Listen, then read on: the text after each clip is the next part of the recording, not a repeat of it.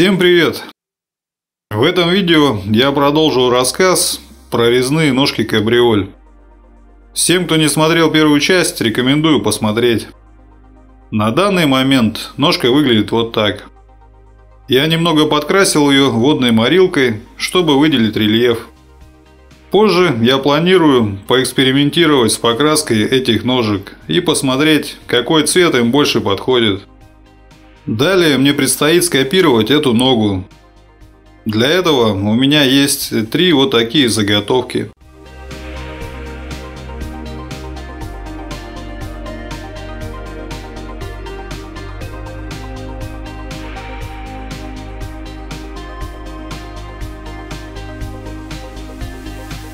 Теперь надо установить все это дело на станок. Сюда встанет готовая ножка, а сюда заготовка. Сначала буду использовать фрезу диаметром 12 мм, а затем пройду фрезой 6 мм. Переднюю поперечину я уже зафиксировал, все болты затянул.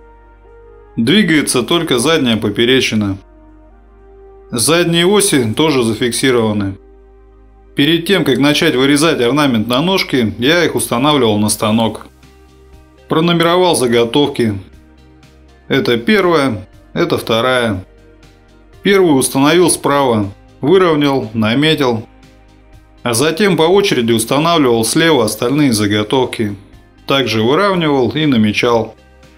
И только после этого я начал резать первую ножку.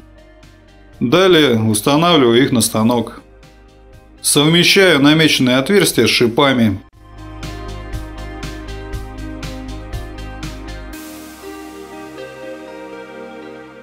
Проверяю точность установки с помощью угольника. Все четко. Предварительно фиксирую правую часть поперечины. По такому же принципу устанавливаю вторую заготовку.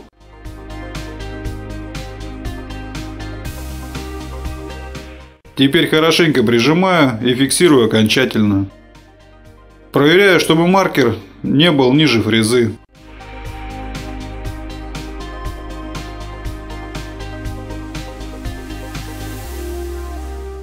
Все нормально.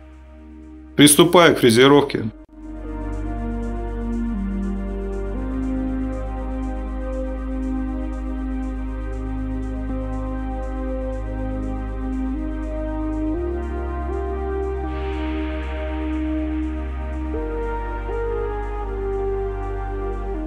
Фреза стоит пазовая галтельная диаметром 12 мм. Хвостовик 8 мм. Одна из самых дешевых фрез такого плана фирмы Атака. Покупал ее примерно за 400 рублей, точно не помню. Пользуюсь ей уже давно, но не часто. Хочу попробовать использовать спиральные фрезы. Думаю, они должны работать намного лучше.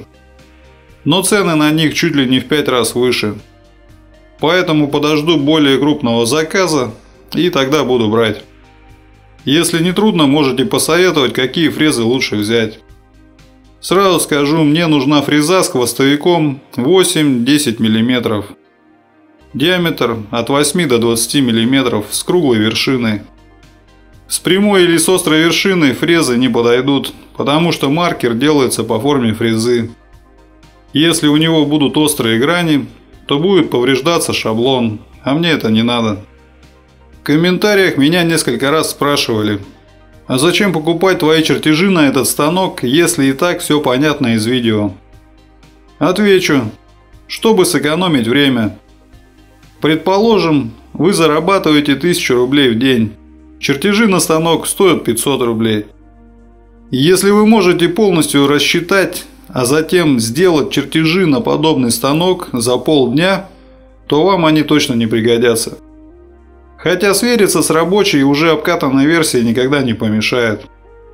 Если не устраивают какие-то элементы станка, то в готовые чертежи вносить изменения намного проще, чем чертить все заново. Думаю, я ответил на ваш вопрос. Ослабляю фиксаторы. Поворачиваю заготовки. Фиксирую и фрезерую дальше.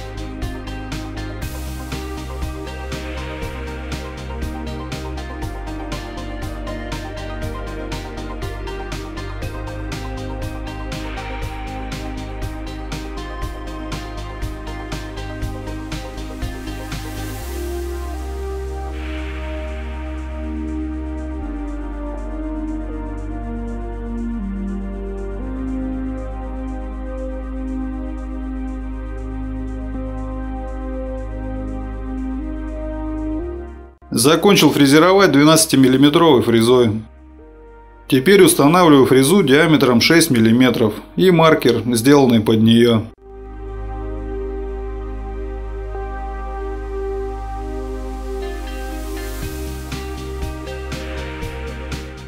Устанавливаю.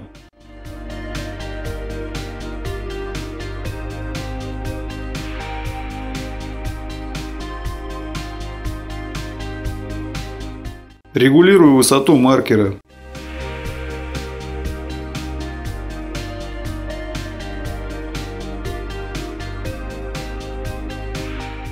Контрольная проверка.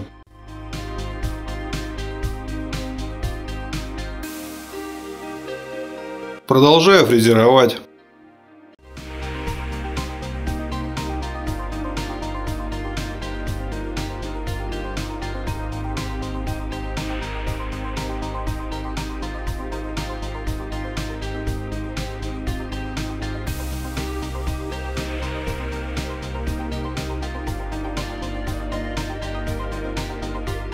Фрезеровка закончена.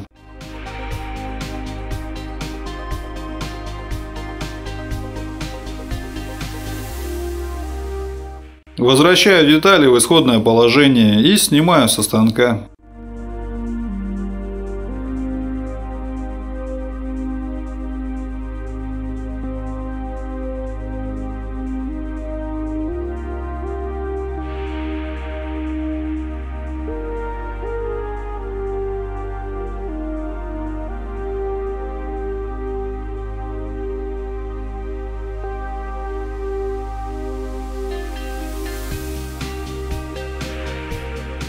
Вот такая получилась ножка после фрезеровки.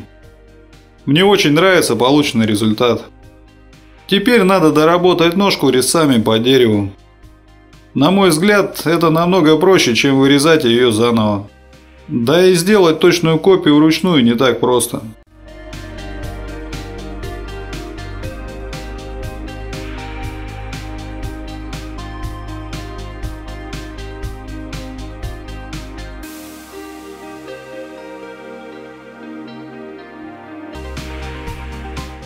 Теперь надо подправить резцы.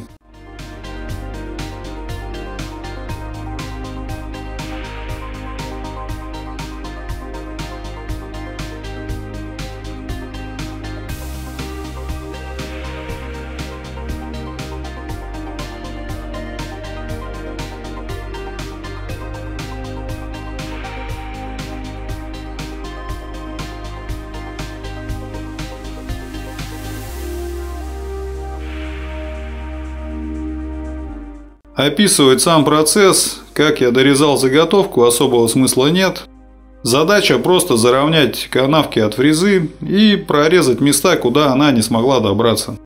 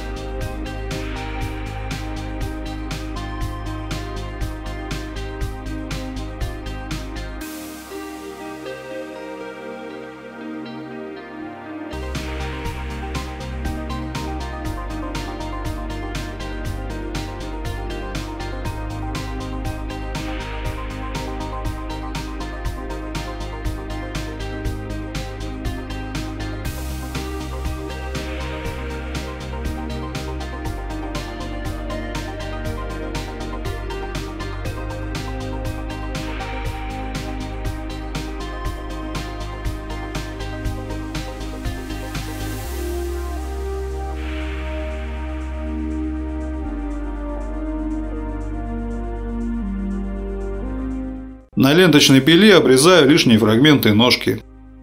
Они были нужны для закрепления ее на дубликарвере.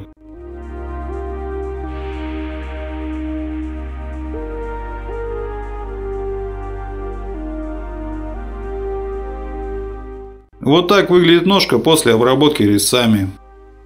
Теперь нужно обработать ее наждачной бумагой. В этом процессе ничего хитрого нет, поэтому его показывать не буду. В итоге ножка приобретает вот такой вид.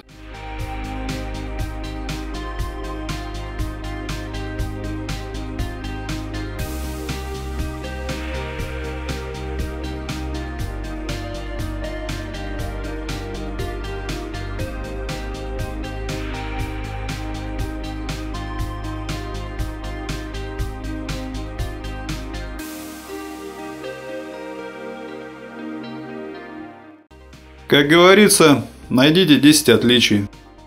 Я думаю, достойный результат. Можно будет сделать что-нибудь посерьезнее, из более ценных пород дерева, и выставить на продажу. На этом у меня все. Подписывайтесь на канал, ставьте лайки, пишите комментарии. Всем пока!